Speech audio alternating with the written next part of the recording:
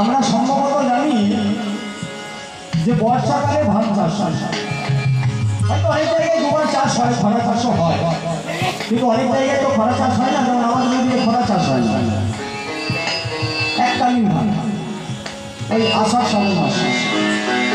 তা মনে করুন আষাঢ় শ্রাবণ মাসে ধান রোপণ না করে আমি যদি আলু রোপণ করি, ধান লাগালাম না, আলু গাছ লাগালাম, হবে? শাস্ত্র বলছেন গাছটা হলেও হতে পারে, কারণ একটা উন্নত মানে বীজ সার, গাছটা হলেও হতে পারে, কিন্তু শীতকালে আলুর মতন ফলন, সে আলুর ফলনটা কিন্তু ওই আষাঢ় শ্রাবণ মাসে হবে না, হবে? গাছটা হলেও হতে পারে। তাই তো পদকর্তা শাস্ত্রকার বললেন তুমি অসময়ে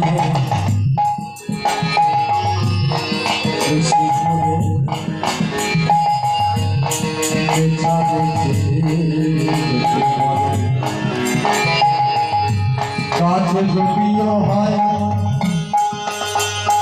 গাছ যদিও হয় ওই বীজে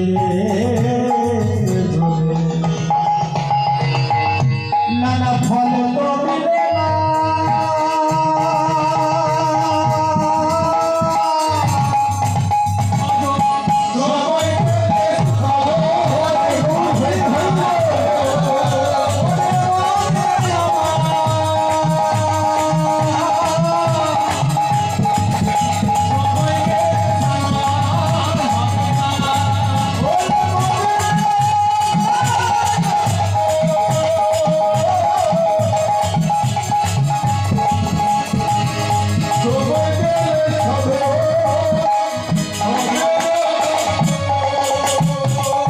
তুমি জানো না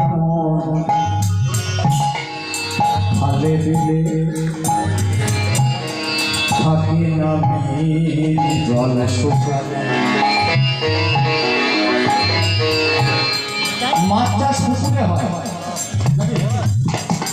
মাছ চাষ কোথায় হয়? পুকুরে। এবার মনে করুন আষাঢ় শ্রাবণ মাসে বৃষ্টি হলো না, সেই শুকনো মানে পুকুরটাতে যদি মাছ চাষ করা হয়, মাছ হবে? তুমি জানো না ভাবে দিলে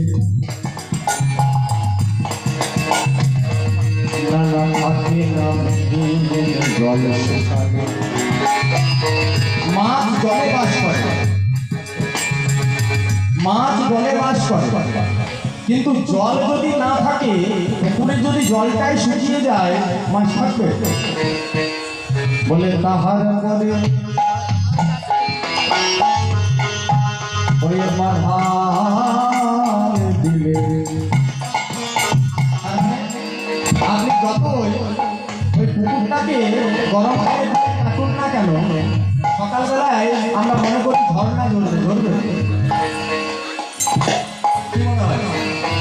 গরমকালে ঝর্ণা ধরবে, চৈত বৈশাখ মাসে যতই পুকুর কাটি না কেন ধরবে কখন বলুন তো?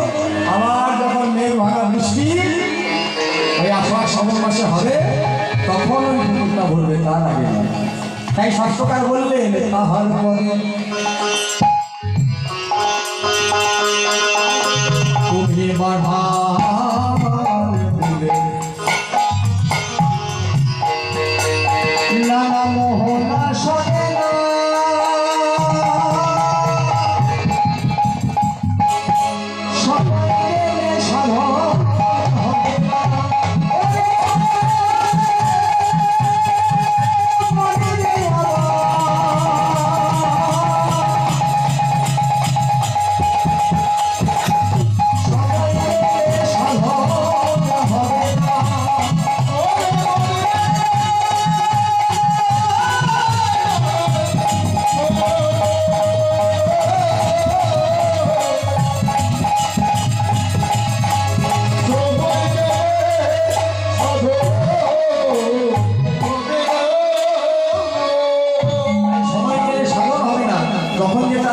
তখন সেটা করাই ভালো।